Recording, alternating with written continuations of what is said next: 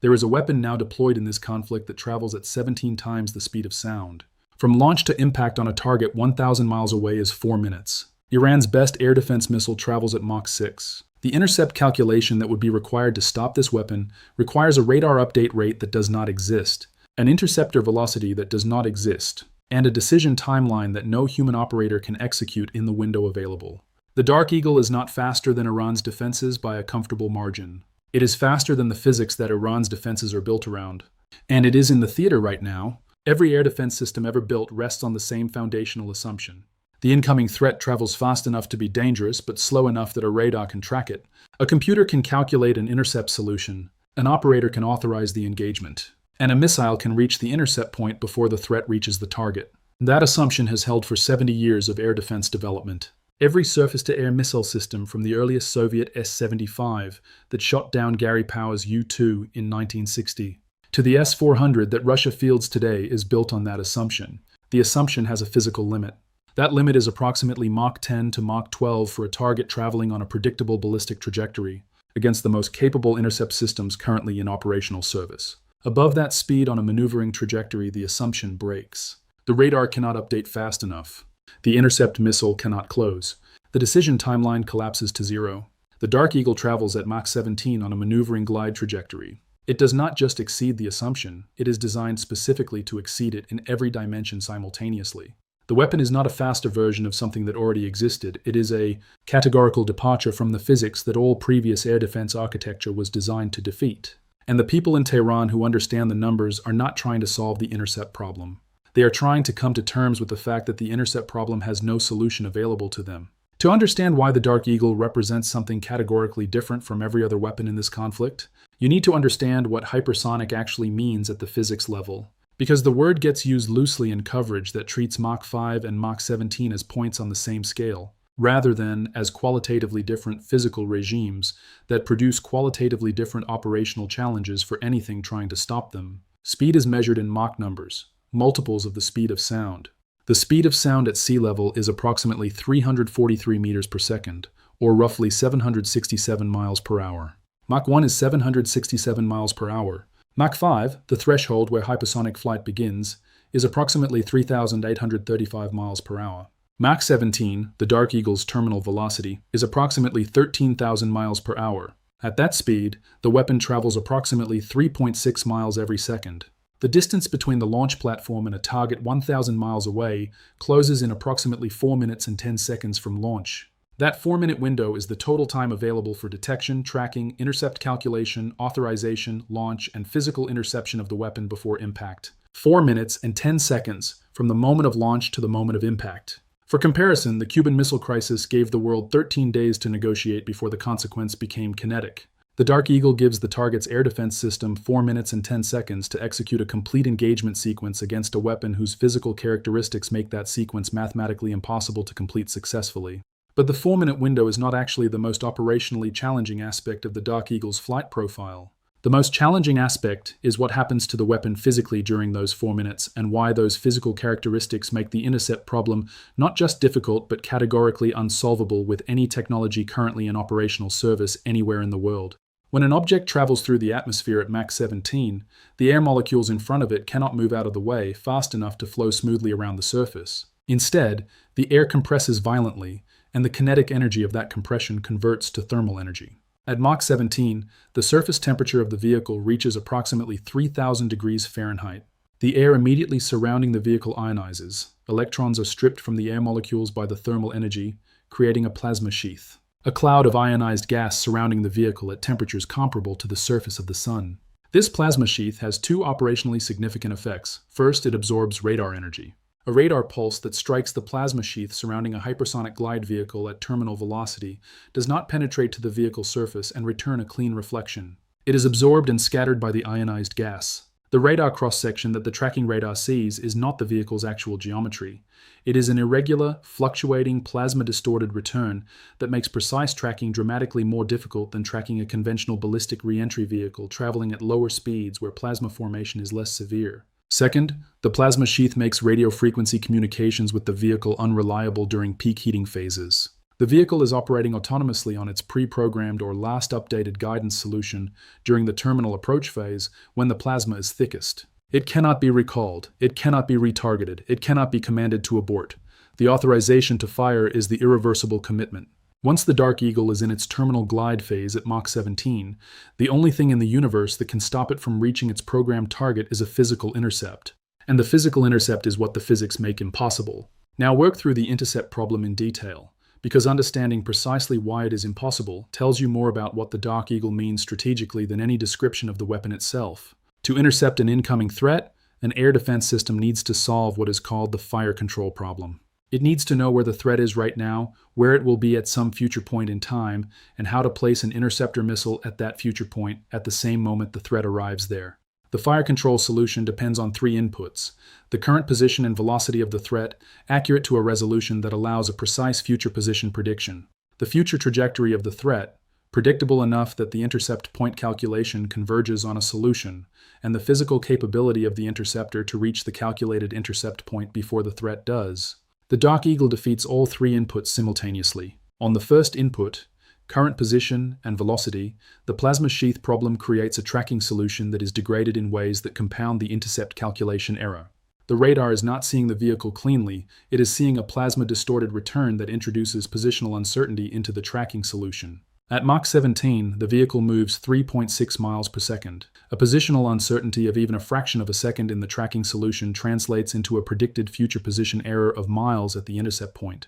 An interceptor aimed at a predicted position that is miles away from the actual position misses. The tracking degradation from plasma sheath effects is not the difference between a precise solution and a slightly imprecise solution. It is the difference between an intercept attempt and a guaranteed miss. The tracking degradation from plasma sheath effects is not the difference between a precise solution and a slightly imprecise solution.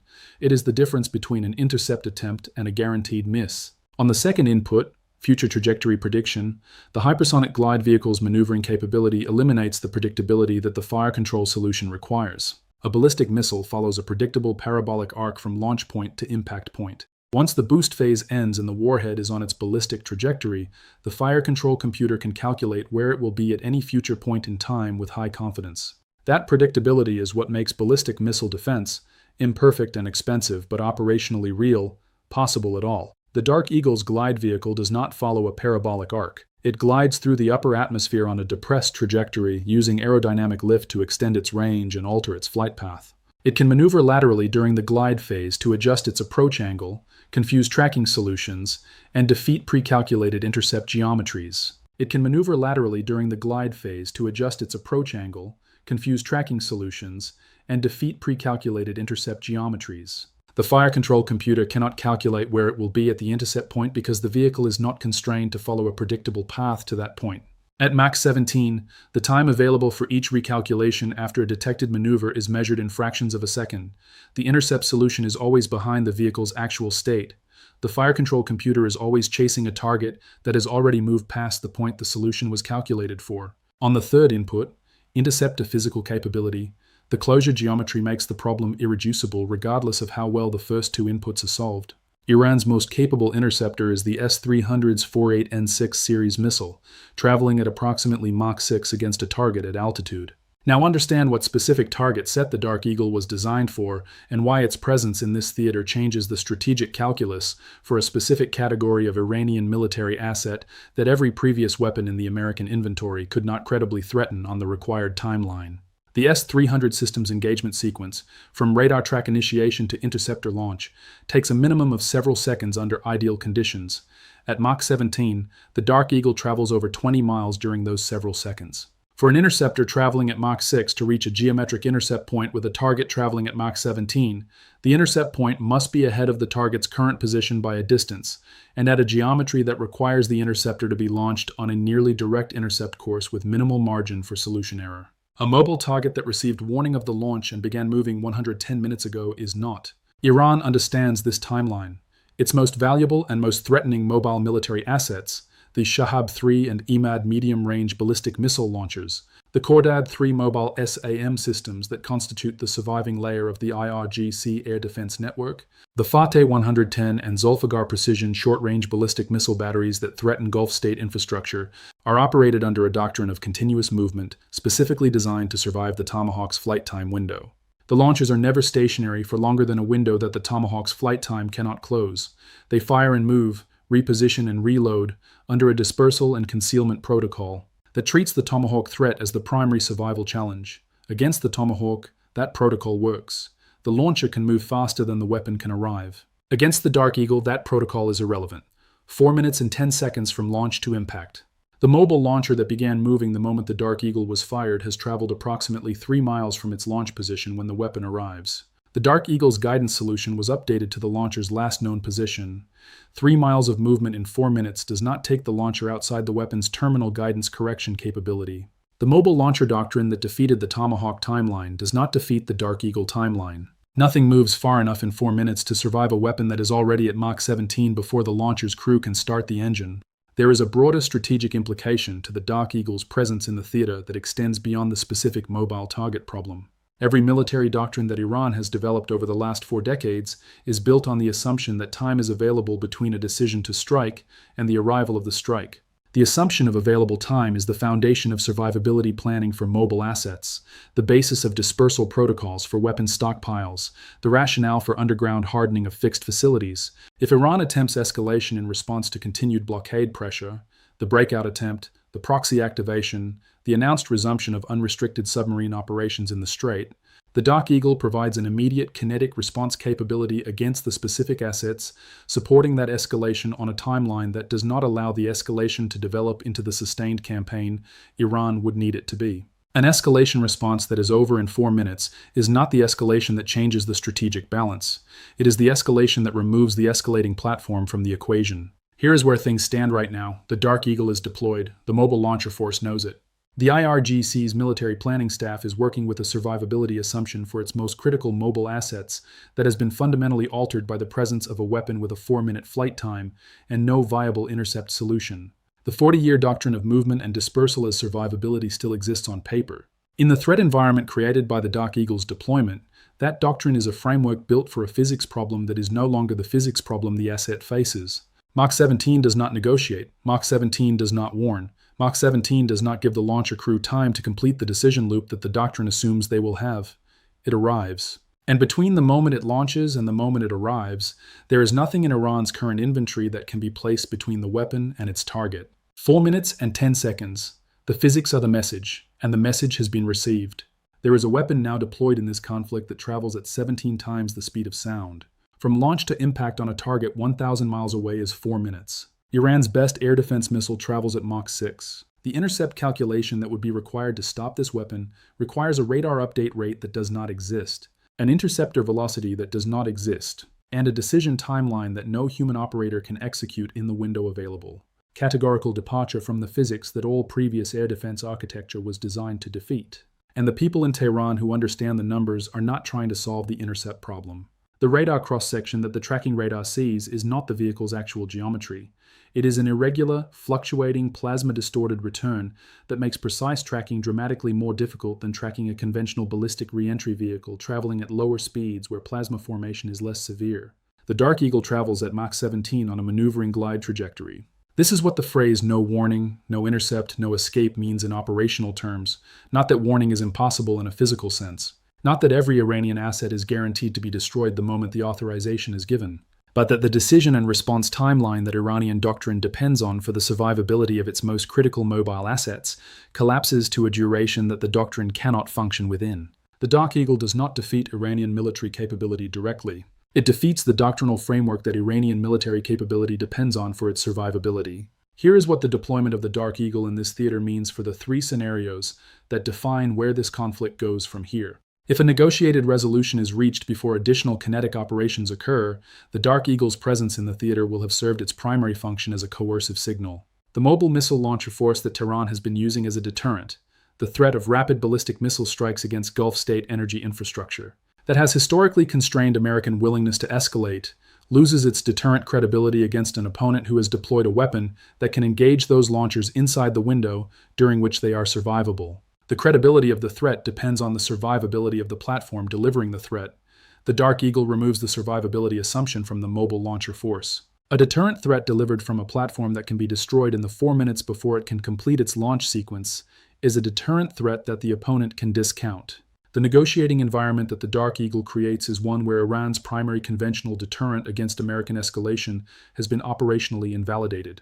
That environment is more favorable to the terms the American side is seeking than the environment that existed before the Dark Eagle's deployment was confirmed. If kinetic operations expand, the Fordow strike, the Kargil and infrastructure strike, the broader operation against IRGC military capacity, the Dark Eagle's first operational use in combat will be against the mobile Shahab and Emad launcher force that poses the most significant threat to the carrier strike groups and to Gulf state partners. The sequence is not complicated.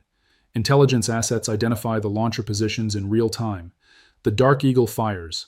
4 minutes later, the launchers are destroyed before they can complete their own launch sequences. The threat that has structured every previous American restraint calculation in conflicts with Iran, the ballistic missile salvo against Gulf state targets, the carrier-threatening anti-ship ballistic missile launches, is neutralized in the opening minutes of the expanded operation. Every subsequent phase of the operation proceeds against an Iranian military, whose most credible long-range conventional deterrent has already been removed from the board.